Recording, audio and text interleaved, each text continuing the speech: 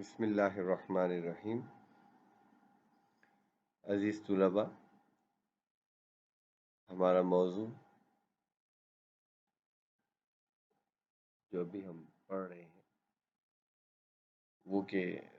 رسول اللہ صلی اللہ علیہ وآلہ وسلم کی حیات طیبہ کے مطالعہ کی کیا ضرورت اور اہمیت ہے۔ اب ہم ان کی ضرورت اور اہمیت کی طرف آتے ہیں۔ اہمیت اس لحاظ سے ہے کہ اللہ تعالیٰ نے آپ کا جو مقام اور مرتبہ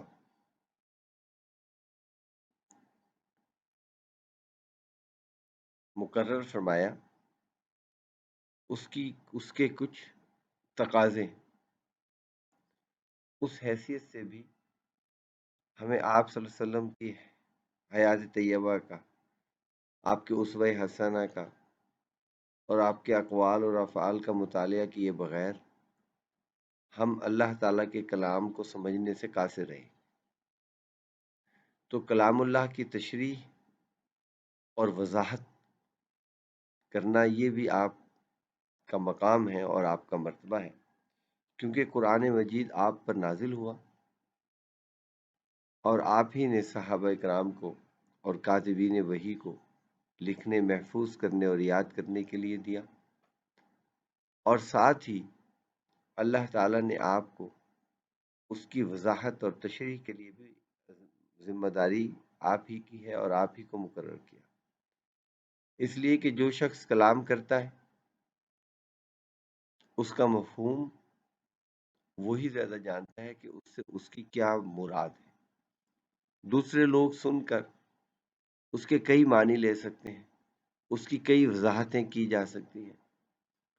لیکن ہر طرح کی وضاحت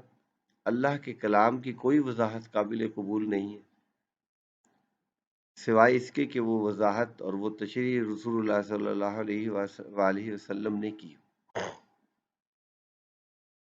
تو ایسا نہ کرنے سے، اگر ایسا نہ کیا جائے تو اللہ تعالیٰ کے کلام میں ہر شخص اپنی مرضی، اپنی عقل اور مزاج کے مطابق اسی تشریح کرے گا، لیکن اس کا دروازہ بند کر دیا گیا، اور اللہ تعالیٰ نے آپ صلی اللہ علیہ وسلم ہی کے بارے میں ارشاد فرمایا کہ وَأَنزَلْنَا أَعُوذُ بِاللَّهِ مِنَ الشَّيْطَانِ الرَّجِيمِ بسم اللہ الرحمن الرحیم وَأَنزَلْنَا إِلَيْكَ الذِّكْرَ لِتُبَيِّنَ لِلنَّاسِ مَا نُزِّلَ إِلَيْهِمْ وَلَعَلَّهُمْ يَتَفَكَّرُونَ۔ وَأَنزَلْنَا إِلَيْكَ الذِّكْرَ، ہم نے آپ کی طرف ذکر یعنی قرآن مجید اتارا، لِتُبَيِّنَ لِلنَّاسِ، تاکہ لوگوں کو واضح کر دیں، اس کی وضاحت کر دیں، بیان کر دیں، کھول کر بیان کر دیں، تشریح کر دیں، اس کے مضامین میں کوئی چیز خفیہ نہ رہے، کوئی ابہام نہ رہے، لعلہم یتفکرون، اس امید پر کہ وہ غور و فکر کریں گے۔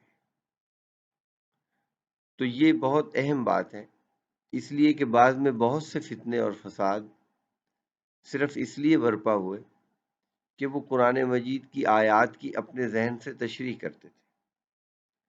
جیسے حضرت علی کرم اللہ وجہہ کے عہد میں خوارج کا ظہور ہونا، اور ان کے فساد اور گمراہی کی سب سے بڑی وجہ یہی تھی کہ وہ اللہ تعالیٰ کی آیات کی جو تشریح ہے وہ اپنی مرضی اور اپنے ذہن کے مطابق کی۔ تو لہذا آپ صلی اللہ علیہ وسلم کی حیثیت، مقام اور مرتبہ یہ ہے کہ آپ اللہ تعالیٰ کے کلام کی تشریح کرتے ہیں، واضح کرتے ہیں، اس کے معنی معین اور مقرر کرتے ہیں۔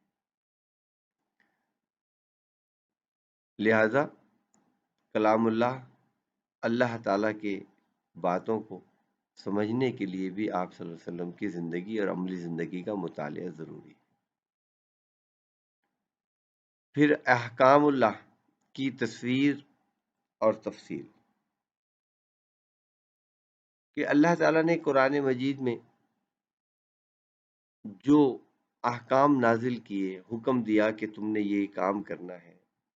اس کام سے بچنا ہے، یہ کام کرنا ہے۔ ہر شخص کو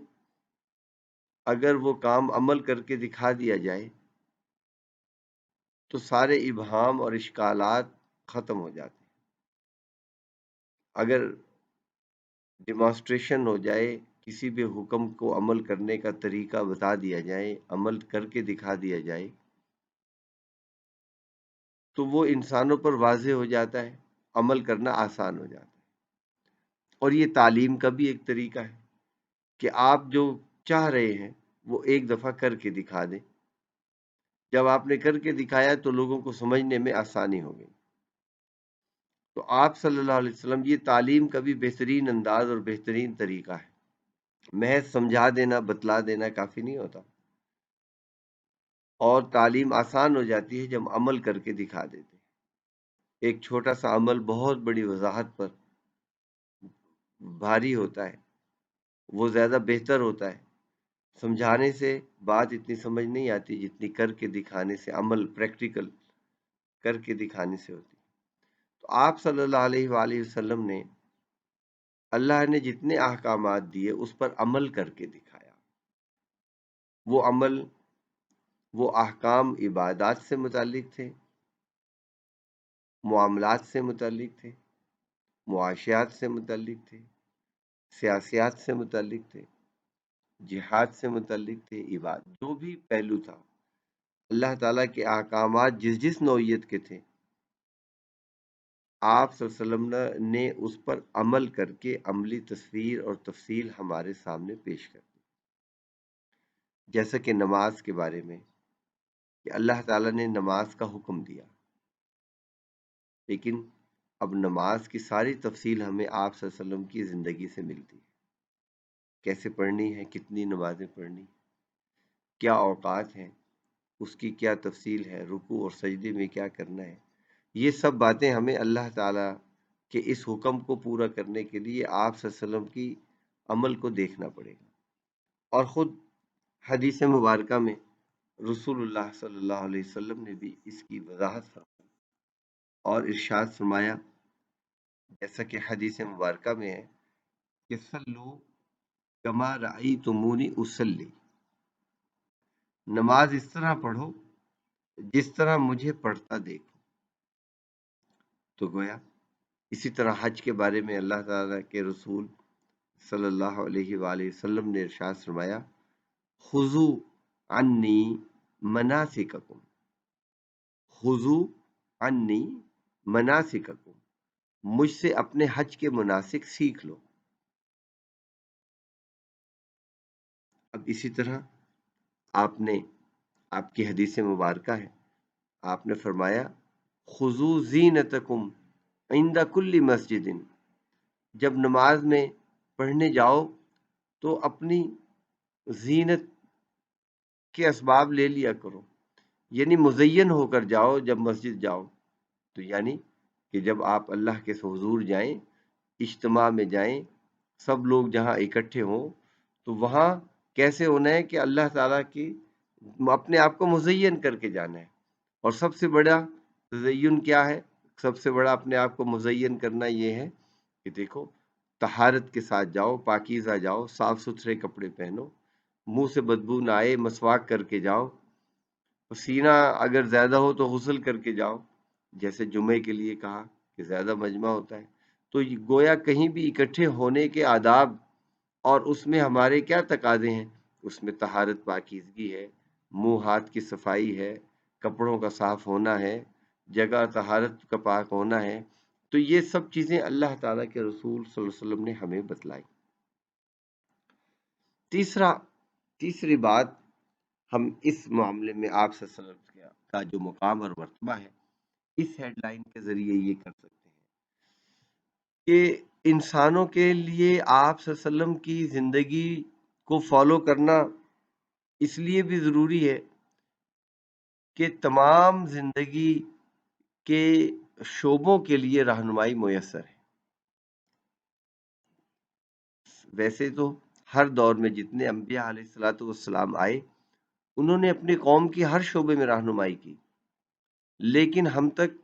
وہ رہنمائی مکمل نہیں پہنچی۔ چند باتیں ہیں جو